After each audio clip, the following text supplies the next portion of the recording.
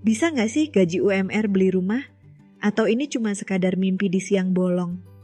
Hai semuanya, kamu pasti pernah kepikiran hal ini. Gaji pas-pasan, harga rumah makin mahal, dan kayaknya hidup cuma muter di siklus kerja bayar tagihan. Rasanya kok nggak mungkin punya rumah kalau cuma ngandelin gaji UMR. Tapi beneran nggak mungkin, atau kita aja yang belum tahu caranya.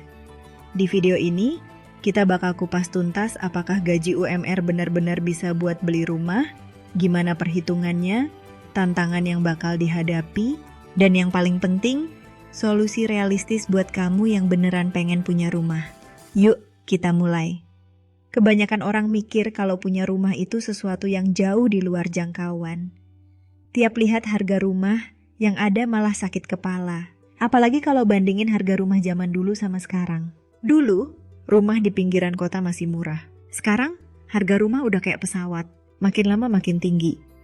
Tapi sebelum buru-buru nyerah dan mikir, ya udahlah, mending ngekos seumur hidup, kita coba lihat dari perspektif yang lebih luas. Karena sebenarnya ada beberapa cara buat orang dengan gaji UMR tetap bisa punya rumah, meskipun gak mudah. Sekarang kita masuk ke realita dulu. Gaji UMR di Indonesia bervariasi tergantung kota. Di Jakarta misalnya, UMR sekitar 5 jutaan. Di daerah lain, bisa lebih rendah.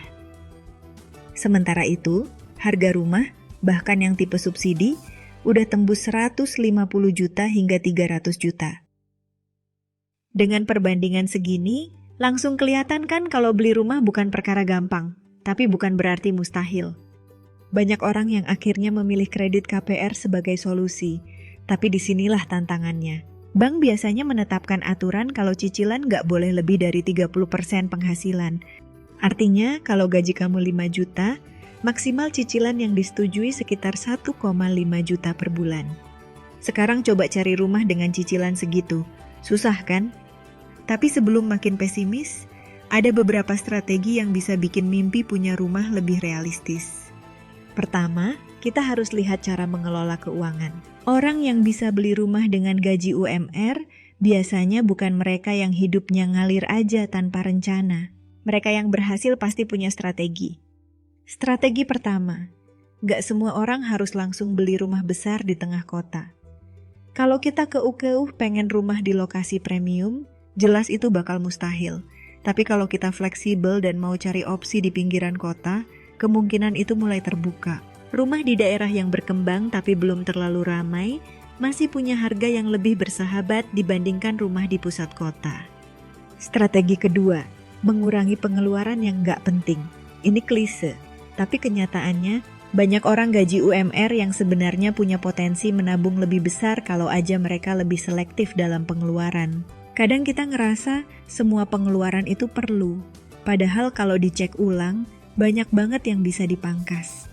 Langganan streaming, beli kopi tiap hari, jajan impulsif, semua itu kelihatannya kecil, tapi kalau dikumpulin setahun bisa jadi DP rumah. Strategi ketiga, cari pemasukan tambahan. Ini mungkin terdengar capek, tapi kalau tujuannya jelas, maka usaha tambahan ini bakal jadi investasi buat masa depan. Bisa dari kerja sampingan, bisnis kecil-kecilan, atau investasi yang menghasilkan return.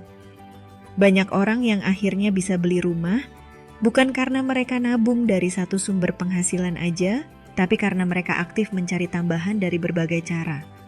Strategi keempat, memanfaatkan program rumah subsidi dari pemerintah. Ini sering banget diremehkan, padahal buat gaji UMR, ini salah satu jalan terbaik buat bisa punya rumah dengan cicilan ringan. Program subsidi ini dirancang buat masyarakat berpenghasilan rendah biar bisa punya rumah dengan syarat yang lebih longgar dibandingkan rumah komersil. Tapi tentu, ada tantangannya.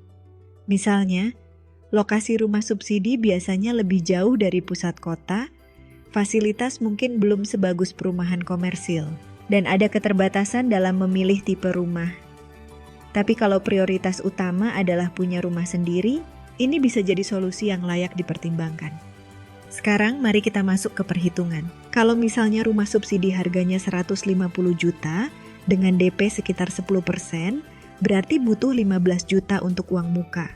Cicilannya dengan tenor 20 tahun dan bunga KPR subsidi yang lebih rendah. bisa sekitar 1 jutaan per bulan. Dengan gaji UMR, angka ini masih masuk akal kalau pengelolaan keuangannya baik. Tapi ingat, beli rumah itu bukan cuma soal cicilan. Ada biaya tambahan seperti pajak, biaya notaris, dan biaya lain-lain yang harus disiapkan. Jadi, selain cicilan, harus ada dana darurat juga biar nggak kewalahan di tengah jalan. Sekarang pertanyaannya, apakah gaji UMR bisa beli rumah? Jawabannya, bisa, tapi dengan catatan. Ini bukan sesuatu yang bisa dilakukan dalam waktu singkat, dan pastinya butuh pengorbanan. Mungkin harus hidup lebih hemat, mungkin harus rela tinggal di lokasi yang lebih jauh, mungkin harus kerja lebih keras untuk nambah penghasilan. Tapi kalau kamu benar-benar ingin punya rumah, ini tetap sesuatu yang bisa diwujudkan. Yang penting, jangan cuma berharap harga rumah tiba-tiba turun, karena itu hampir nggak mungkin. Tapi fokus pada apa yang bisa kamu lakukan sekarang untuk mendekati tujuan itu. Jadi, gimana? Apakah setelah lihat perhitungannya, kamu masih merasa punya rumah itu mimpi yang terlalu jauh? Atau justru makin semangat buat mulai nabung dan nyusun strategi? Kalau kamu punya pengalaman atau rencana sendiri buat beli rumah dengan gaji UMR, tulis di kolom komentar ya. Jangan lupa like, share, dan subscribe buat lebih banyak konten menarik lainnya. Sampai jumpa di video berikutnya.